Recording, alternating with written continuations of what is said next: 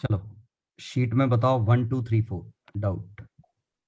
Sir fourth वाला एक बार 1 2 3 में कोई दिक्कत? नहीं। Fourth, dropped in a vessel of heat capacity this containing 0.5 kilogram, initial temperature of water and vessel is, ठीक है 30 डिग्री। वाटर कितना है 500 ग्राम, ये खुद कितना है 0.1, ये कितना है 0.5 किलोग्राम में लिख लो। 30 degree, approximate percentage increment in temperature of water specific heat capacity, metal ball का है 0.5 500 kilogram. Vessel of heat capacity, इसकी हीट कैपेसिटी दे रखी है 800 जूल पर केल्विन, और वाटर की हीट कैपेसिटी कितनी होगी 420। नहीं सर वाटर, अच्छा वाटर नहीं, कितना है 0.1 ग्राम नहीं 0.5 है सर, 9.5 वाटर 0.5 वाटर की 2100 है। ये समझ में आया? हाँ तो टोटल इनकी हीट कैपेसिटी डायरेक्ट एडिटिव है 2900 जूल पर केल्विन हो गई। इसकी कितनी है हीट कैपेसिटी, कितनी है heat capacity of water 400 joule पर 400 किलोग्राम, तो 40 है ना। हाँ वाटर की अरे 2100 किसकी 2100 वाटर की 1/2 मेरे 0.5 किलोग्राम है ना इंटू 42। अच्छा अच्छा ठीक है सर 800 कैसे आई? 800 गिवन तो है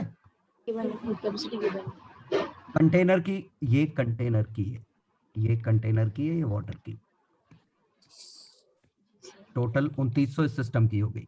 इसकी कितनी है 40 जूल पर, 40 कंटेनर की joule sir heat capacity given है। ठीक है 40 जूल पर किलोग्राम इसकी है ना, 0.1 की 40, 500 डिग्री था, 500 डिग्री था। अब हमें क्या हाँ। निकालना है, तो अब अपना क्वेश्चन सिंपली ये हो गया कि ये बॉल है 400 जूल पर केल्विन, इसकी हीट कैपेसिटी थी 500 डिग्री सेल्सियस पे था, हमने मिक्स किया 30 डिग्री सेल्सियस पे जिसकी heat capacity 2900 joule per kelvin है। तो heat loss is equal to heat gained आएगा। तो फाइनल टेम्परेचर टोटल हीट निकाल लो, MISI TI अपॉन MISI, ये फाइनल टेम्परेचर है।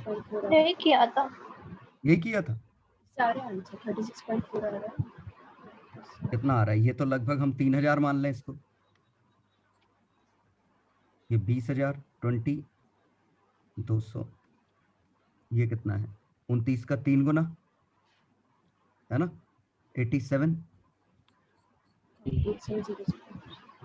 87 1 2 3 1 2 3 3 0 आई थी 87 तो लगा। तो 87 और 20 कितना बना 90, 107 बाय 3 है ना,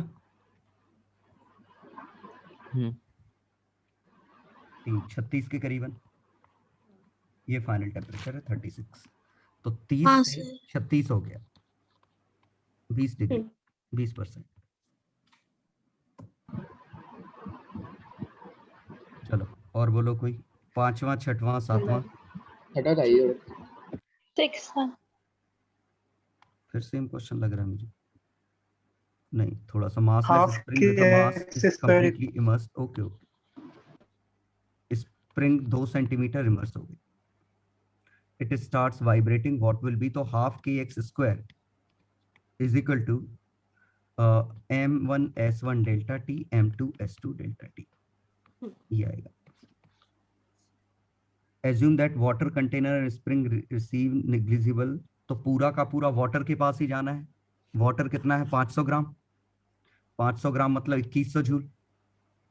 सर किया तो यही था पर समझ नहीं आया ये है क्या, मतलब एनर्जी इक्वेट कर दी क्यों सर स्प्रिंग वो की जो, क्वेश्चन में हो क्या रहा है? वाइब्रेशन से जो अरे एनर्जी है स्प्रिंग की एनर्जी पार्टिकल में चली गई वाटर में, बस ये हो रहा है।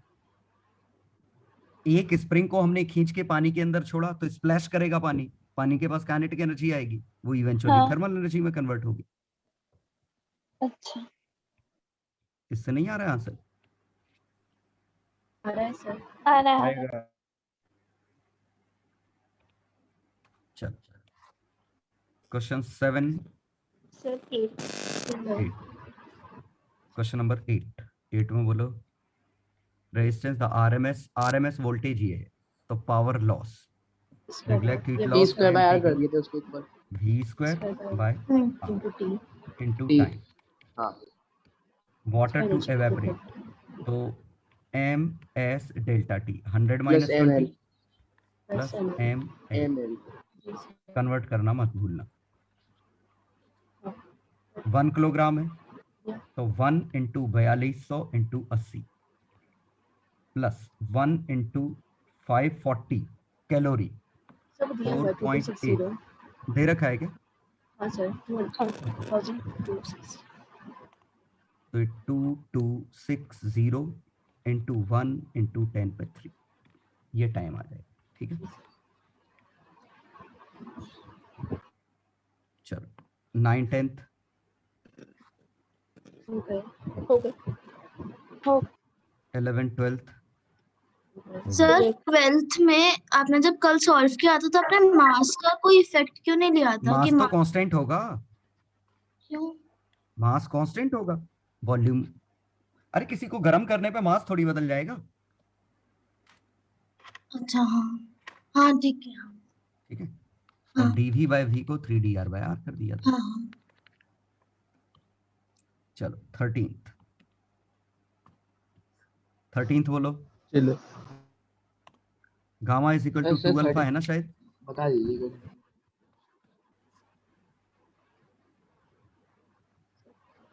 सर अनफिल्ड 13 वॉल्यूम और remains constant at the temperature.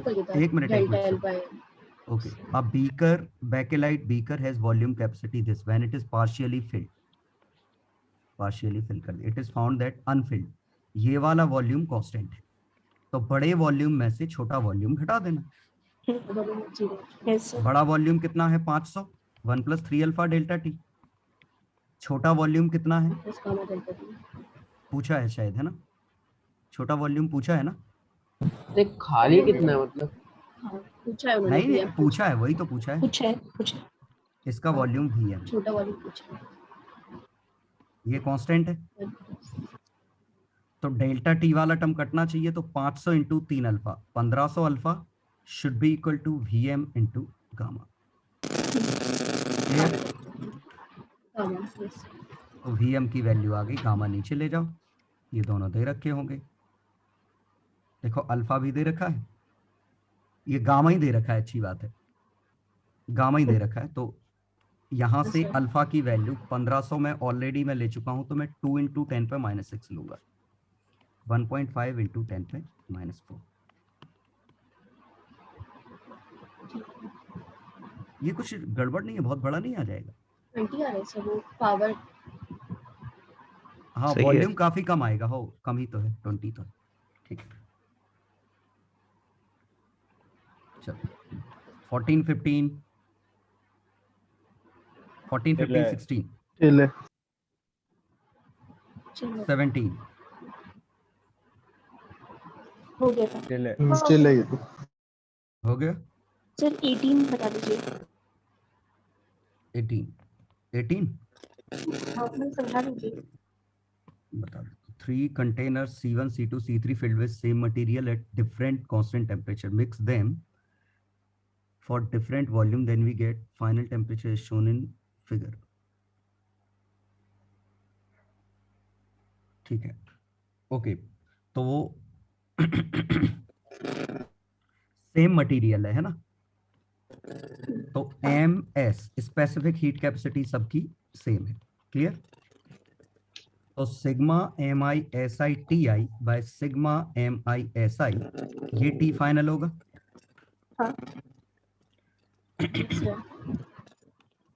तो इसका टेम्परेचर अगर T1 माने, इसका टेम्परेचर T2 माने, इसका टेम्परेचर T3 माने।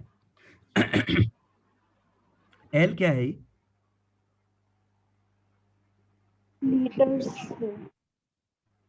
ये L क्या है? लीटर वॉल्यूम होगा शायद, है ना? हाँ हाँ तो litre heat capacity is proportional to volume, जी सर लिख सकते हैं।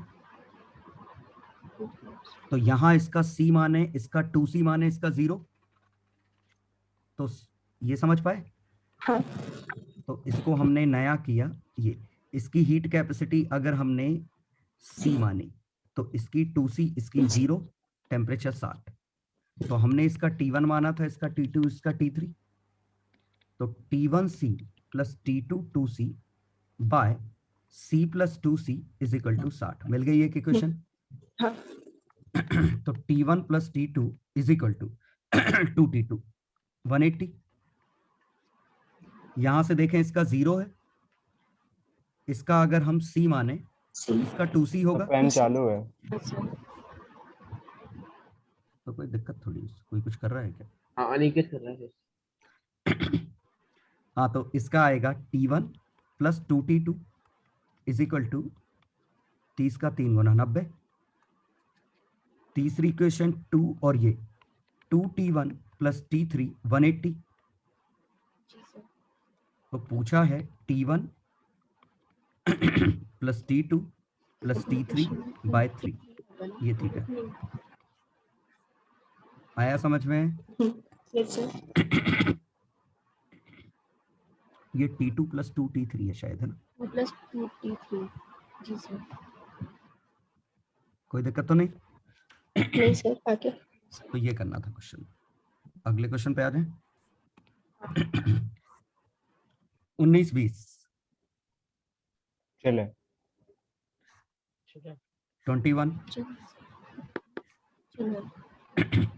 22 चले इंटरेस्टिंग क्वेश्चन है। ये वाला Interesting question. पूछना था 22। देखो पूरा एक्सपांड होगा तो एक्सपांड होके मान लो ये जूम इफेक्ट Zoom होता है effect एक्सपांड हो वाला, जाता। ऐसा बनेगा जी कुछ। सर। ऐसी कौन सी चीज है जो नहीं हिलेगी इसकी? इसको जब हीट करूंगा, ये हीट किया तो ये एक्सपांड करेगा, तो सभी पॉइंट बाहर की तरफ जाएंगे। ऐसा कौन सा पॉइंट है जो नहीं हिलेगा? Sir Center of point of mass. intersection। COM centre of mass. और सेंटर ऑफ मास इसका इधर होगा, सोचो। तो सेंटर ऑफ मास की रिस्पेक्ट में ये सब बाहर जाएंगे। समझ में आया? हाँ। कि जो एक्सपांशन होगा वो सेंटर ऑफ मास की रिस्पेक्ट में होगा, क्योंकि सेंटर ऑफ मास मूव नहीं कर सकता, एक्सटर्नल फोर्स नहीं है। तो C लेफ्ट जाएगा, A राइट जाएगा। सर वो जो बात थी वो जूम करने वाली बात। सर इसमें सी तो सेंटर है ना? अरे तो सेंटर ऑफ मास तो सेंटर पे थोड़ी ना होगा, तो एक कैविटी है तो थोड़ा सड़ होगा ना। सेंटर के ऑफ साथ मास ज्यादा राइट होगा। नहीं होगा थोड़ा। हाँ एक के पास। सर वैसे वो गर्म zoom करने पे वाली- एक्सपांड होता है, और एक्सपांड मतलब जूम करना होता है ना, ये बताया तो था मैंने। हाँ सर जूम करेंगे तो फिर ऐसा नहीं लगेगा कि सी उस तरफ कि जाएगा। जैसे right ये की है, ओर। ये अगर एक्सपांड करेगा तो ऐसा बनता है, हर चीज बढ़ जाती है, हाँ सर। ऐसे ही होता है। अब ये भी हर चीज इसकी एक्सपांड हो जाएगी, तो ये तय है कि हर चीज एक्सपांड होगी। लेकिन अब अगर क्वेश्चन कुछ और पूछा है कि हमने इसको गर्म किया, बिल्कुल सही, हर चीज एक्सपांड होगी, तो किसके अबाउट, ओरिजिन कौन सा है इस पॉइंट, इस पूरे एक्सपांशन का? समझ गए क्या कह रहा हूं मैं? तो ओरिजिन है इसका सेंटर ऑफ मास। तो ये पूरा फिगर ये ब्लू कलर में कन्वर्ट हो जाएगा, लेकिन रेड कलर और ब्लू कलर का सेंटर ऑफ मास एक ही जगह आएगा, क्योंकि एक्सटर्नल फोर्स नहीं है। आ गया समझ में? सर वैसे भी हर लेंथ अपनी इंक्रीज होती ना, तो ए और सी दोनों राइट नहीं जा पाते। क्यों? बिल्कुल जा सकते थे। जाते थे। ए और सी क्यों नहीं जा सकते थे? राइट। अगर सोचो, इसी एक ही में rate का- कैविटी थोड़ी छोटी करो, कैविटी थोड़ी छोटी करो, सॉरी बड़ी करो, छोटी बोल रहा हूँ, बड़ी करो कैविटी, इतनी बड़ी, सो दैट सेंटर ऑफ मास यहां आ जाए।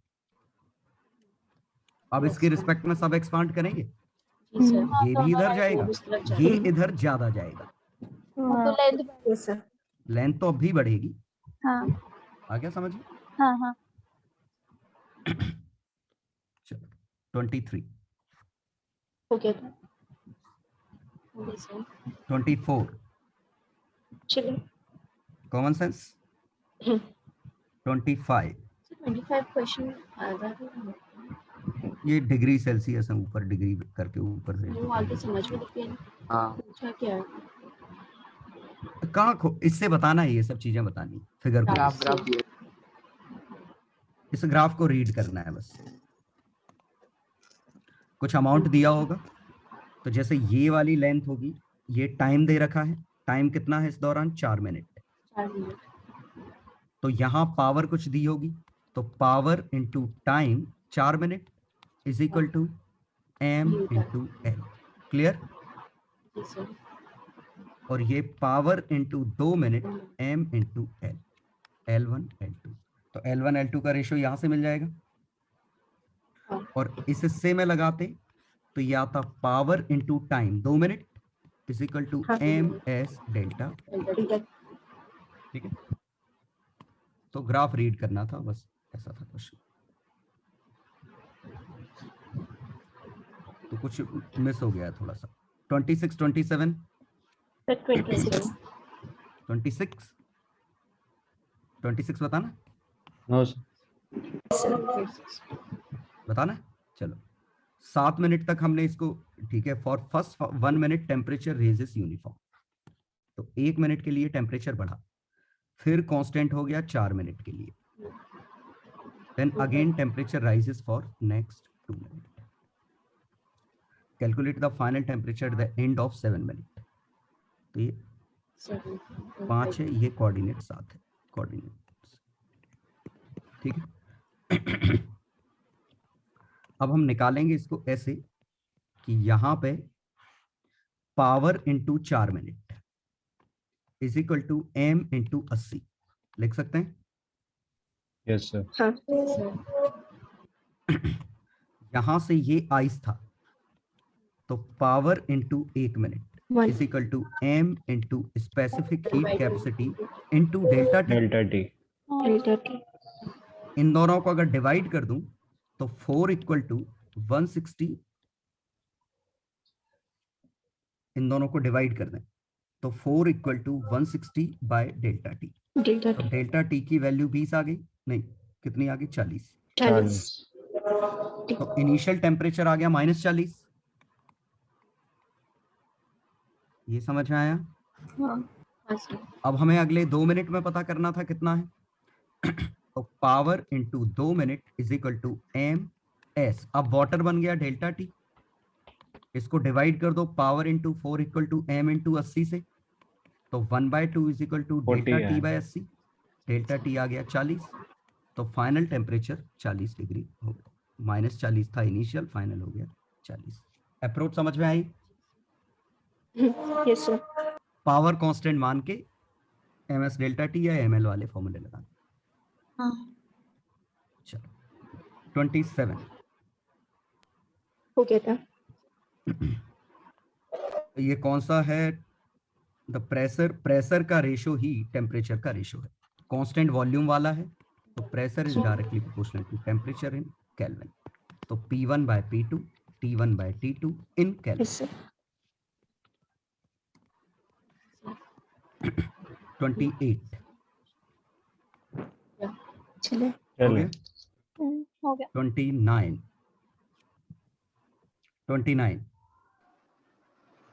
Radiation okay power is directly proportional to T to the power 4, तो dP by P 4 dt by T लिख सकते हैं।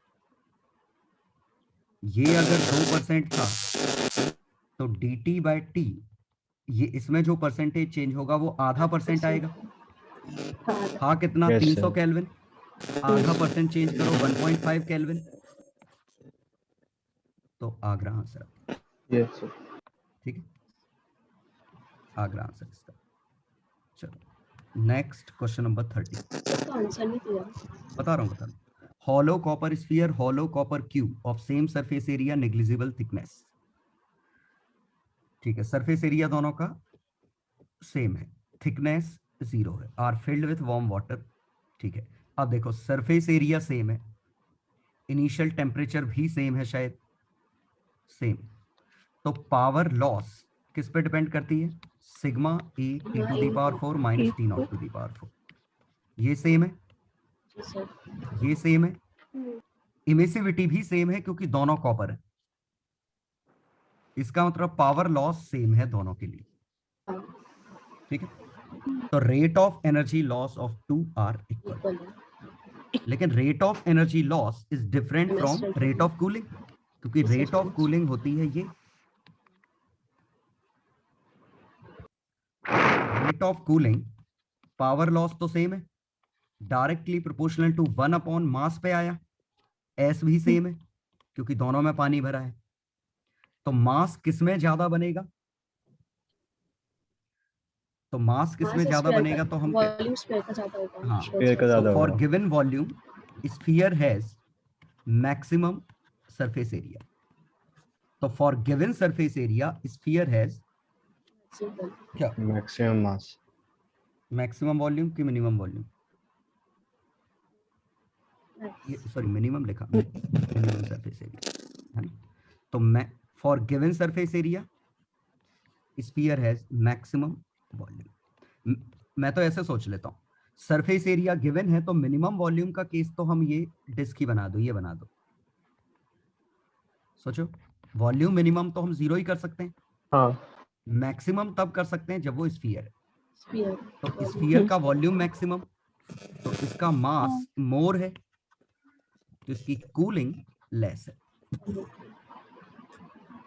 Rate of fall sphere is less, Bombay Delhi. 31 बोलो आंसर। 31 का आंसर चल आ गया था। आगरा। कितना? आगरा। आगरा। 32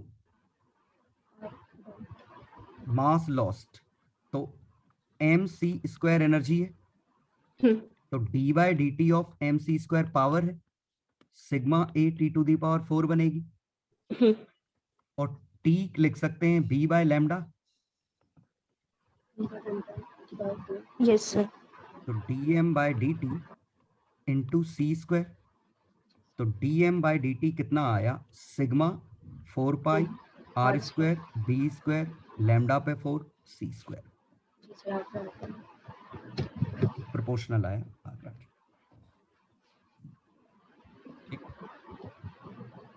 नेक्स्ट 33 इसकी वैल्यू में क्यूब में आना जी पता नहीं। क्यूब है, क्यूब है, गलत छपा है, थर्ड इसमें क्यूब आएगा, बिल्कुल सही। चलो 34 क्या है? बॉम्बे। बॉम्बे आया। टोटल रेडिएंट पावर सेम है, तो पूछा क्या है? टेम्परेचर। हाँ, हाँ। 35 हो गया। चल है। इंटीग्रेशन करना है शायद, है ना? इंटीग्रेशन ही करना है ना।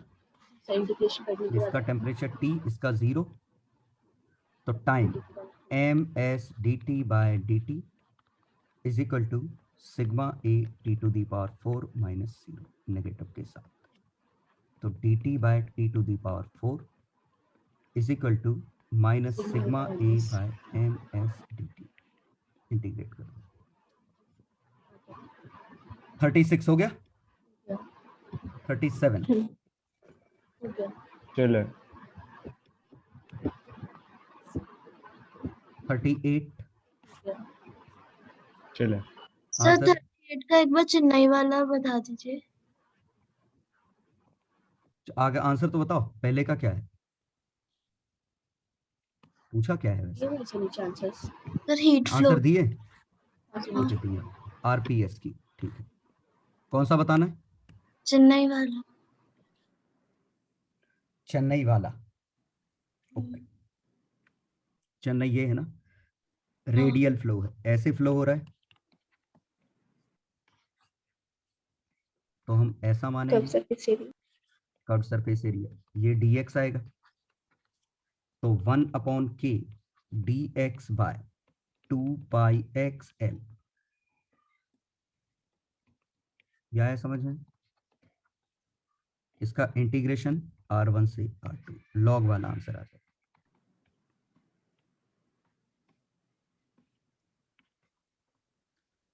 ठीक है, और टेम्परेचर डिफरेंस को इससे डिवाइड कर दो तो लॉग में नीचे घटेगा, तो log 2 डिनोमिनेटर में आएगा इसके, क्यू। नहीं एस में भी है। एस में भी है, लेकिन अब वो वैल्यू बाकी हमें देखनी पड़ेगी। वैल्यूज निकाल। हाँ, अब वो वैल्यू निकाल लेना, ठीक है। हाँ एस सर। आया, एस आया, एल की वैल्यू 2r है, क्योंकि ये देखो एल की वैल्यू 2r है, नीचे 4 बनेगा, ऐसा सही दिया। तो सर आपने T1 से ही फ्लो कराया ना, T2 से कहाँ कराया? T1 से T2 में फ्लो कराया ना, रेजिस्टेंस निकाल लिया और टेम्परेचर डिफरेंस से डिवाइड कर दिया। ये T1 minus T2 by resistance, हाँ ठीक है। रेजिस्टेंस इंटीग्रेट करके निकाला हमने। ठीक है, हाँ खत्म।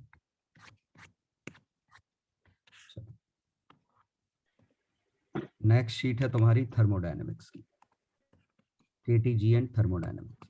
इसमें किसी पार्ट में दिक्कत बताओ? ये तो मेरे ख्याल से सबको याद होना चाहिए ये वाला। सर थर्मोडायनेमिक्स में वो रेफ्रिजरेटर वाला एक बार, उसके अलावा इसके अलावा तो ठीक है। इसका पॉलीट्रॉपिक का आंसर याद रखना। क्या था molar heat capacity? R upon eta minus R by eta R minus upon one. gamma R minus upon gamma gamma minus R minus upon one eta by eta minus minus क्योंकि ये पहला वाला term तो FR/2 ये molar heat capacity थी। Clear?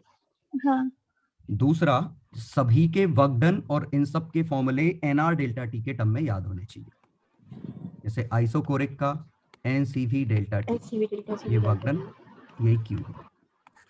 Isobaric का work done NR delta T NR delta T और U NCV delta T, delta T तो Q NCP delta T। Isothermal का work nRT log V2 by U 0 Q W के बराबर। और adiabatic का हमारा Q 0 है, W माइनस U है, और यही NR delta T by gamma minus 1 का नेगेटिव। इसी को P1 V1 minus P2 V2 upon gamma minus 1।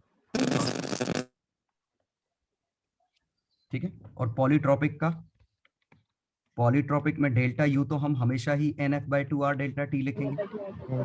Delta W वो जो दूसरा टर्म बना था NR upon eta minus 1 delta T का नेगेटिव, ये समझ गए, ये डेल्टा W। तो डेल्टा W के लिए इंटीग्रेट करने की जरूरत नहीं है, तो NR upon gamma minus 1 minus R upon eta minus 1 delta T। ठीक है। आइसोकोरिक में तो वर्क डन 0 आएगा ना? U बिल्कुल सही कह रहे हो, वो U। ठीक है। हाँ सर। क्या?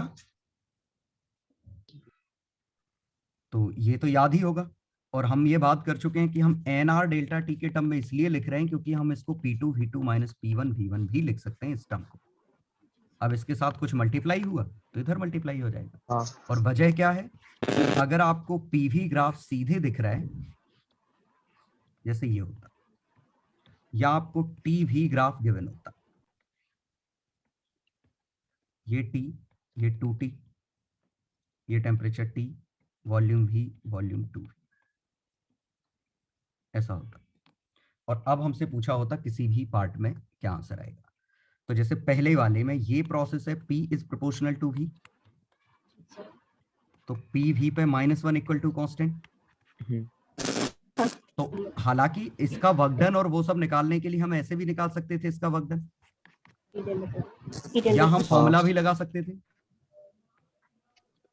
क्योंकि जैसे ये V0 दिया, ये 3V0 दिया, ये 2V0 दिया, जैसे ये क्वेश्चन दिया हुआ, डेटा दे देता हूं, ये P0, ये अंडरस्टूड है 2P0, तो हम किस फॉर्म में लिखेंगे सबको? T0 4T0, समझ गए, 60 3T0 2T0। हाँ सर। ये झल गया पहले। हाँ सर। तो अब अगर हमें यहां निकालना होता, हमसे कहा यहां हीट कितनी है, तो यहां हम हीट कितनी निकालते? N R upon gamma minus 1 minus R upon eta minus 1 delta T। झल गया? यस। क्योंकि इक्वेशन क्या है? PV पे -1 इक्वल टू कांस्टेंट, और डेल्टा T कितना है? 3T0। तो हम सबका आंसर निकाल सकते हैं। Yes sir. ठीक है। ऐसे यहाँ पे सर PV -1 कैसे आया? अरे P is proportional to V है कि नहीं? स्ट्रेट लाइन ओरिजिन से पास हो रही है तो बिल्कुल है सर। अच्छा ठीक। हाँ आ सर। गया? हाँ सर। तो इस तरीके से हम हर पार्ट का आंसर निकाल सकते थे। ऐसे ही अगले क्वेश्चन में ये हमारी आइसोकोरिक है, हाँ ये हमारी आइसोथर्मल है। थर्मल ये लेवल पक्का क्वेश्चन में गिवन होगा, ये क्वेश्चन में गिवन होगा। वैसे T is directly proportional to 1/v given है मान लो, तो PV square equal to constant given है। हाँ फॉर्मूले लगाओगे सीधे आंसर मिल जाएगा, यस है ना। हम्म, तो इसमें तो मेन यही है। दूसरा KTG में जो क्वेश्चन आते हैं, जो मैंने क्लास में क्वेश्चन करवा रखे हैं, या तो ऐसे कि मिक्स कर दिया, ये दो थे, इनमें बीच में ये ट्यूब थी, ये ट्यूब को खोल दिया, आंसर क्या होगा। तो नंबर ऑफ मोल्स कंजर्व करना है यस और इंटरनल एनर्जी कंजर्व करना है, हाँ ठीक है। या हमने ऐसे लिया कि इस पे ये पिस्टन था, अब हमने इस पिस्टन को पलट दिया, यस सर तो कुछ ना दिया हो तो P1 V1 equal to P2 P2 ठीक है। कैरनॉट इंजन में बस तुम्हें दोनों में क्या होता है कि कैरनॉट इंजन में यहां से हम हीट लेते हैं, हीट फेंकते हैं, ये वर्क होता है, और यहां efficiency work done by system, system work कर रहा है upon On Q heat input. हाँ रेफ्रिजरेटर में क्या होगा, सबके एरो पलट दो, क्यू आउट, मतलब अगर सोचो कि इसी को हम रेफ्रिजरेटर बनाते तो सबके एरो बदल जाते, जो इन है वो आउट बन जाता, जो आउट है वो इन बन जाता, और जो वर्क है वो वर्क डन ऑन सिस्टम हो जाता। ऑन सिस्टम तो यहाँ कोएफिशिएंट ऑफ परफॉर्मेंस क्या बनता कि वर्क कितना हुआ, सॉरी क्या है, क्यू आउट, क्यू एक्सट्रैक्टेड, मतलब इसके हिसाब से Q in by work, work done on system, ये कोएफिशिएंट ऑफ परफॉर्मेंस। तो हम क्या करेंगे, जनरली ये कॉमन सेंस से ही निकाल देंगे दोनों, ठीक है। कॉमन सेंस ऐसे कि अगर कोई रेफ्रिजरेटर, ये रेफ्रिजरेटर है, तो इसमें हमने कहा कि इसने 60 जूल एनर्जी ली, फेंकी 75 जूल, इसका मतलब हमने कितना वर्क किया, 15 जूल।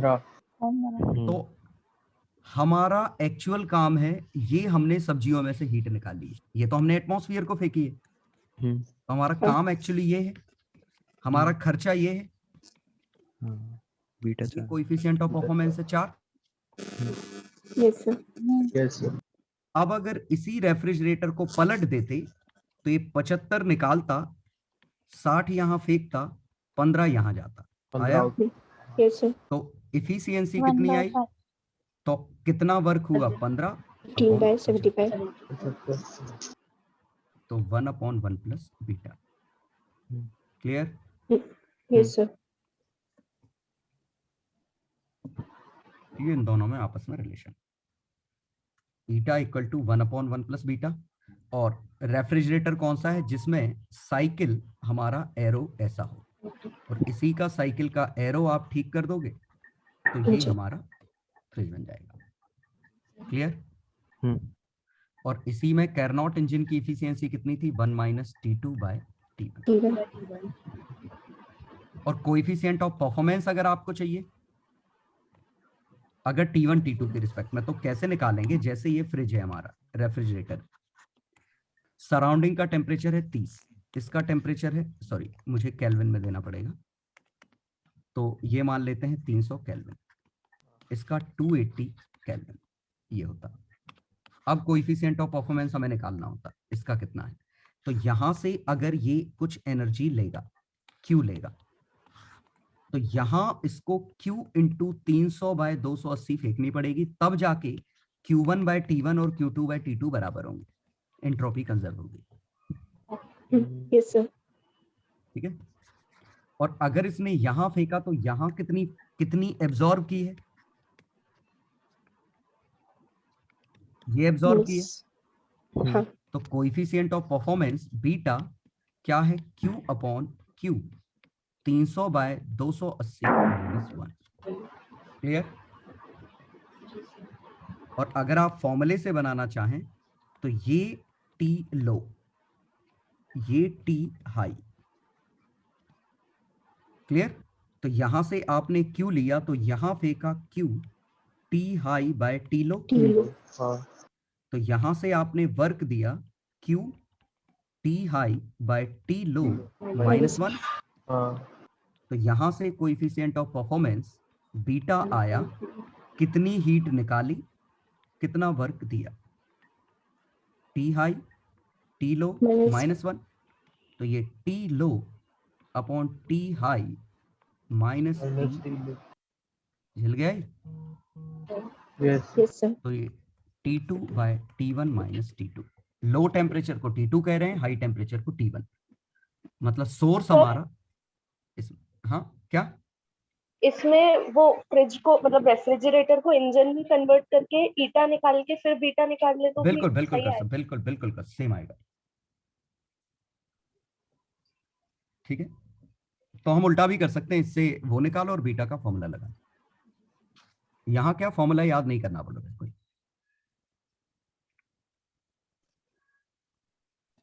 कोई दिक्कत तो नहीं? नहीं सर। तो कंक्लूजन हमारा ये आया, इंजन ये है, ये T2 T1 वर्क, यहां से क्यू इन क्यू आउट, और इंजन में obviously T1 is more than T2। कोई दिक्कत तो नहीं? Q in is more than Q out, तो इफिशियंसी आई हमारी 1 minus T2 bye T। Refrigerator में, ये रेफ्रिजरेटर, इसमें क्या होगा कि यहां से कुछ हीट लेगा। T2 ज्यादा नहीं होना चाहिए? क्यों? इंजन में, हाँ, लो इंजन में से तो हाई सोर्स का टेम्परेचर ज्यादा होता है ना। तो ऐसा वो वर्क डन पे आएगा। नहीं आया समझ? हाँ सर, वो वर्क डन पे वर्क डन नीचे। Arrow arrow arrow arrow work done का उल्टा है, बिल्कुल सही कह रहे हो, वर्क डन का गलत है ना। इसका वर्क डन का एरो इधर है। ठीक है, यहां से ये क्यू इन ले रहा है, यहां से क्यू फेंक रहा है। बस अंतर ये है कि हमारा ये सोर्स है, ये सिंक है, थैंक यू। और अब भी हमारा T1 ग्रेटर देन T2 है, लेकिन इससे पता चला Q out is more than Q in. Clear? हाँ क्योंकि ये हीट कुछ जितनी निकालेगा उतनी तो फेंकेगा, कुछ वर्क को भी कन्वर्ट कर देगा। तो coefficient of performance Q in by work, और ये आया था हमारा T लो अपॉन T1 माइनस T2। ठीक है, मुझे याद ही करना कि T लो T डिपेंडेंस। अंदाज लगा लो, अंदाज लगाओ कि रेफ्रिजरेटर क्या करता है और ये क्या करता है, तो फॉर्मूले याद रखने की जरूरत नहीं पड़ेगी, करना है तो दिख ही रहेगी। ठीक है, स्क्रीनशॉट ले लो, करना है याद तो। चलो हो गया। ले लिया। Yes sir. तो छोटी सी मैंने ये डीसीटी दे रखी है एक, लाइट, हाँ छोटी सी डाल दिया डीसीटी आपने। मैंने, क्या इसके छोड़ दिया सर, ले नहीं पाया। सर एक बार वो तो मैंने कॉलिजन मिटा दिया। फ्रीक्वेंसी वाला बता दो। कॉलिजन फ्रीक्वेंसी याद कर लो ना फॉर्मूला। नहीं, वो जब फॉर्मूला टोटल ये देखो, पहले तो ये डिपेंडेंसी याद रखनी है, n रूट टी बाय, याद तो वैसे कहा जाए सिर्फ यही रखना है। अब बताओ क्या कह रहे हो तुम, क्या याद करवा रही हो इसमें? सर वो जो वो नहीं था टोटल नंबर, और फिर वो आपने दो बताए थे ना, एक वॉल के साथ जब होता है और जब total number of particles collision. के साथ तो ये होता है। वॉल्स के साथ है और पार्टिकल के साथ आएगा तो n स्क्वायर आ जाएगा, हाँ क्योंकि दोनों तरफ के पार्टिकल nc2 लगेगा। वॉल में Yes, ऐसे sir. सोचो, nc1 इनटू वॉल, यहाँ nc2 आपस में, तो n दो बार आ गया ना, हाँ एल स्क्वायर आ हाँ। जाएगा। n लार्ज है, 1 नेग्लेक्ट कर दिया। ठीक है ठीक है, सर एक बार आपने वो एक ग्राफ से वो बताया था ना, आइसोथर्मल और एडियाबेटिक से किसी भी प्रोसेस का सी कंपेयर करना, कब पॉजिटिव होगा नेगेटिव। वो ऐसा करा था कि पीवी अगर ग्राफ हमें पता है तो ये हमारा एडियाबेटिक का कर्व है, एडियाबेटिक, ये हमारा आइसोथर्मल,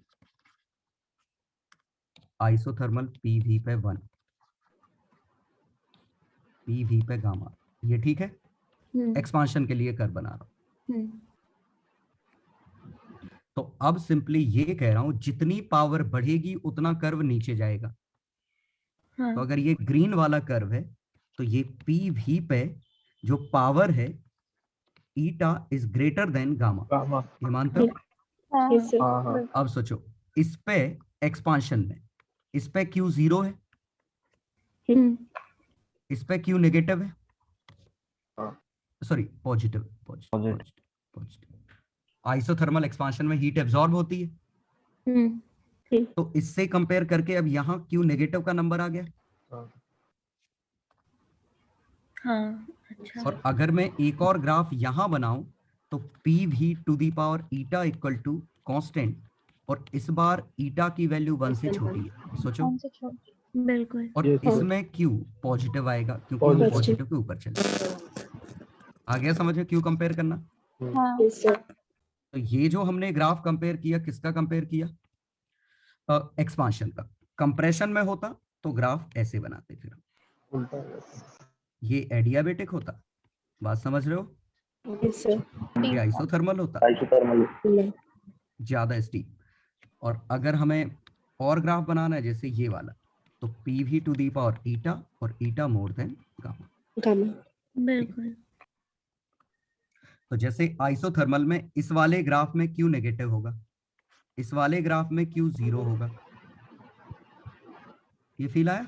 यस सर। तो इस वाले ग्राफ में क्यू पॉजिटिव पॉजिटिव और नीचे वाले ग्राफ में नेगेटिव होगा। कंपेयर करना समझ में आया? जी हाँ। सर। नहीं ये सर, हम इसमें नहीं आया। पॉजिटिव नेगेटिव सिर्फ इन दो को देख लो ना। आइसोथर्मल में क्यू नेगेटिव है, आइसोथर्मल कंप्रेशन में हीट बाहर निकलेगी। ठीक है। एडियाबेटिक में क्यू 0 है, इधर 0 इधर नेगेटिव, तो इसके नीचे और नेगेटिव और इसके अच्छा, ऊपर ठीक है। पॉजिटिव। ठीक है। आ गया कंपेयर करना समझ में? हम्म, और इससे सिर्फ हम यही नहीं, हम टेम्परेचर भी कंपेयर कर सकते थे कि अगर इसका टेम्परेचर T है तो इसका भी T है। हाँ। तो इसका टेम्परेचर T से बड़ा है, इसका टेम्परेचर T से छोटा, इसका और छोटा। ये समझ में आया? Yes sir. बड़ा आसान है, वर्टिकल लाइन ड्रॉ कर लो, सब पे वॉल्यूम सेम है, जिस पे प्रेशर कम उस पे टेम्परेचर कम। अच्छा हाँ।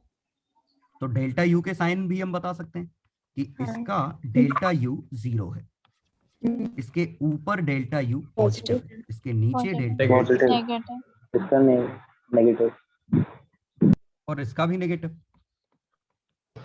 ज्यादा। समझ गए? Yes sir. तो ये था वो कॉन्सेप्ट। और कोई कुछ कह रहे?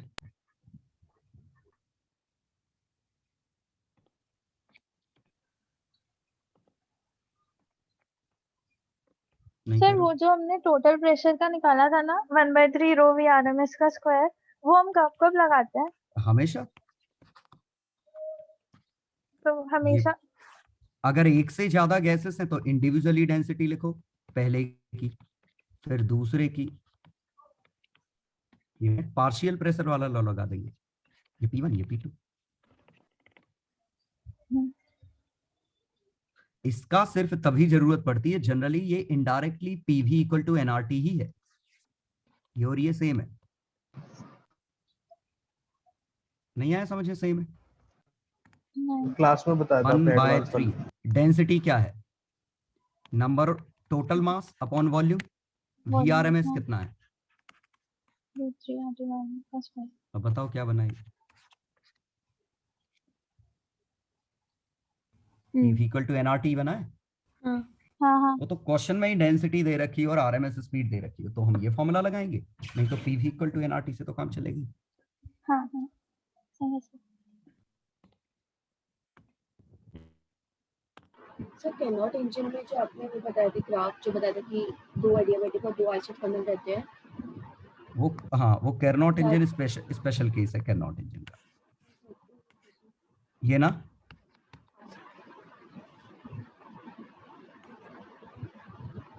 हाँ ये टेम्परेचर T1 पे, ये टेम्परेचर T2 पे। ये आइसोथर्मल प्रोसेस है, ये भी आइसोथर्मल है, और यहाँ पे हमारी इफिशियंसी आई थी वही 1 - T2/T1। हाँ बताओ क्या कह रहे हो इसमें? सर इससे भी क्वेश्चंस आते हैं? नहीं नहीं, इस पर से ऐसे टू स्ट्रोक इंजन वो सब इसी में था। नहीं नहीं, वो सब कुछ याद नहीं करना है। सर टेलीग्राम खोलेंगे, क्वेश्चन भेजा है इसी का। कह कर थर्मो का ही है। कौन हो तुम? अंकित? अंकित, ये वाला।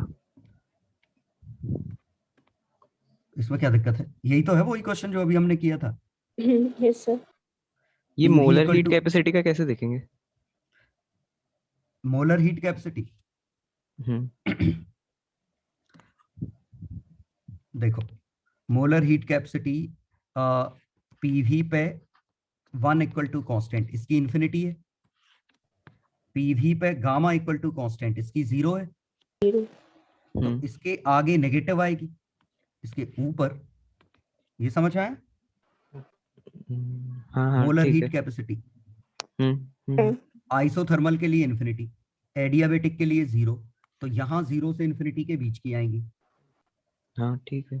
ठीक है, और यहाँ पे नेगेटिव आएगी, तो यहाँ मोलर हीट कैपेसिटी नेगेटिव आएगी पूरे। अब वैल्यू अगर निकालनी है तो सिंपली ये है कि molar heat capacity Cp + R/η-1 negative है, ये होती है Cv+,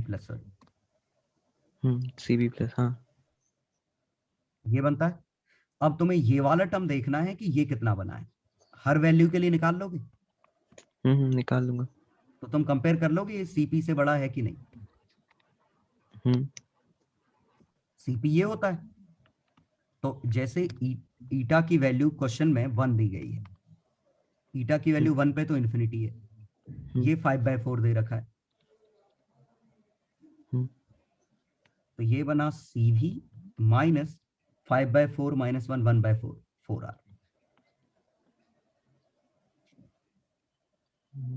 हाँ ठीक है। ठीक है, 1.25 5/4 - 1 4R ये आया। हाँ तो क्या करना है इसमें? ये तो बॉम्बे वाला दिया है ना। अब देखो molar heat capacity for process 2 कौन सी है यार? फॉर 2 इसकी वैल्यू, ठीक है, तो सबकी वैल्यू निकाल लो ना।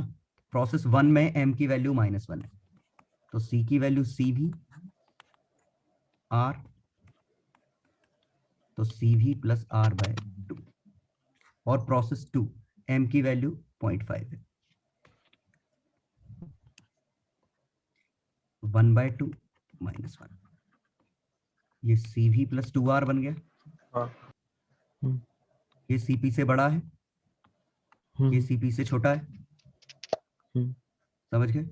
फॉर 3 m की वैल्यू 1 है, और 3 पे तो C इन्फिनिटी आ जाएगा।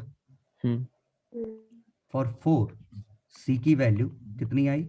Cv - R/5/4 - 1, Cv - 4R, और ये नेगेटिव आ गई।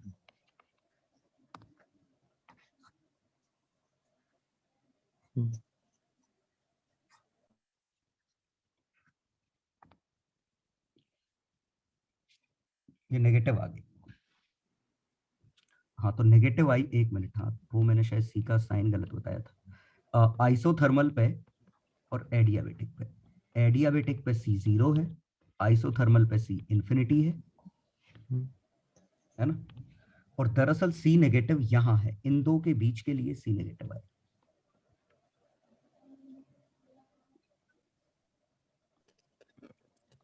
यहाँ C पॉजिटिव आएगा और ऊपर भी C पॉजिटिव, ये ऐसा बनेगा।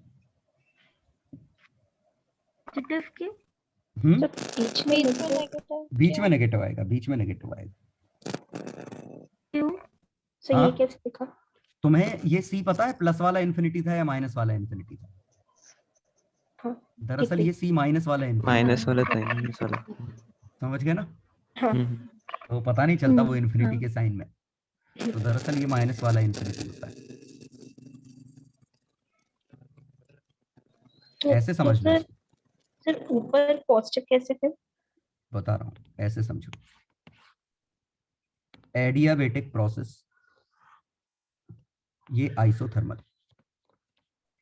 आइसोथर्मल में डेल्टा यू 0 है, डेल्टा टी 0 है, तो बता सकते हो यहां डेल्टा टी कितना है? नेगेटिव। नेगेटिव। और डेल्टा क्यू पॉजिटिव है। ये समझ में आया कैसे? क्योंकि एडियाबेटिक का डेल्टा क्यू 0 था। तो ये ब्लू वाली लाइन पे हीट देने के बावजूद टेम्परेचर गिर गया। हाँ गिर गया। अब मैं अगर ग्रीन वाली लाइन बनाऊं, ग्रीन, इस पे डेल्टा क्यू भी नेगेटिव और डेल्टा टी भी नेगेटिव। हाँ सोच पाए? हाँ तो इसका सी वापस पॉजिटिव हो गया। सोचो, क्योंकि हीट खींचने पे ही तो टेम्परेचर कम हो रहा है, तो सही बात है। तो गड़बड़ कहाँ हो रहा है? इस जोन में, इन दोनों के बीच में।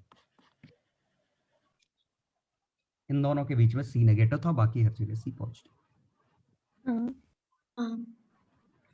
चलो, सर अगर आइसोथर्मल के ऊपर कुछ होता तो क्या? तो सी पॉजिटिव आएगा ना, उसमें तो और अच्छी बात है ना। इसमें तो देखो डेल्टा वर्क तो पॉजिटिव है ही, डेल्टा यू भी पॉजिटिव, तो delta Q positive, delta T positive, और delta Q equal to N C delta T होगा। अगर दोनों प्लस आ गए तो सी प्लस है ना, दोनों माइनस आ गए तो भी सी प्लस है। एक प्लस और एक माइनस आएगा तब गड़बड़ होगा। ठीक है, आ गया क्वेश्चन समझ में? चलो, तो मैंने एक शीट शेयर की है, शायद कर दी है, ऐसा फील आ रहा है मुझे, कर दी। देख लो कितने क्वेश्चन है।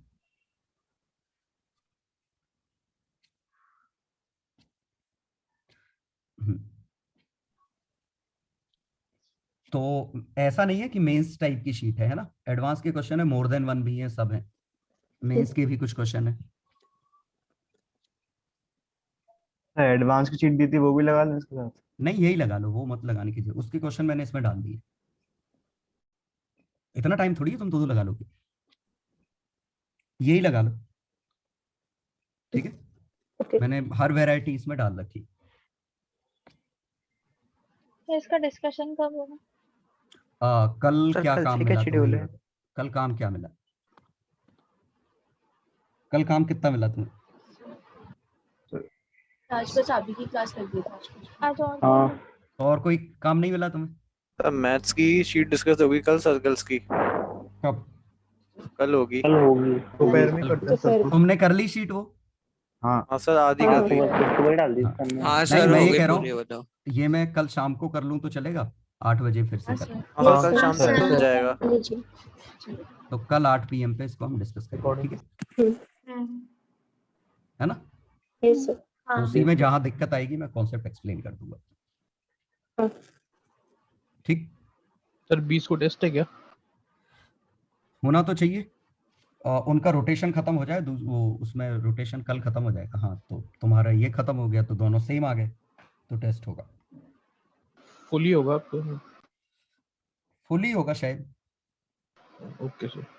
अब इसके बाद तो रिवीजन में कंबाइन ही कराऊंगा वैसे भी, मैकेनिक्स 2 पार्ट का। ओके, है ना? चलो, तो मिलते हैं अपन कल, है ना, 8 बजे। ठीक है, yes sir. Bye bye. Bye bye sir. Bye sir. Bye bye sir. बच्चों।